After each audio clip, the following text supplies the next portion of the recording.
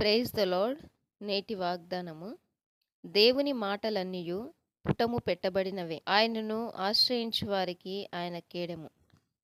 సామెతల గ్రంథము 30వ అధ్యాయము 5వ వచనము.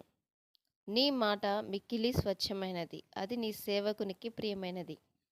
కీర్తనాకారుడు ఈ విధంగా అంటున్నాడు, నీ సేవకునికి దయచేయబడిన మాట జ్ఞాపకం చేసుకొనుము, దానివల్ల నాకు నిరీక్షణ పుట్టించున్నావు.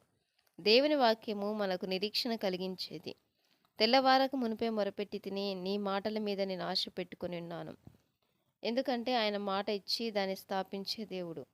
దేవుడు చెప్పిన ఏ మాట అయినను నిరర్థకము కానేరదు. దేవుడు మనకు దయచేసిన మాట మీద నమ్మకం ఉంచుకొనాలి. ఆయన వాక్యము చాలా ప్రశస్తమైనది, విలువగలది. యెహోవా మాటలు పవిత్రమైనవి, అవి మట్టి మూసలో 7 మారులు కరిగి ఊదిన వెండి అంత పవిత్రములు. నిన్ను ఆశ్రయించు వారందరూ సంతోషించుదురు. నీవే వారిని కాపాడుదువు గనుక వారు నిత్యము ఆనందధ్వని చేదురు.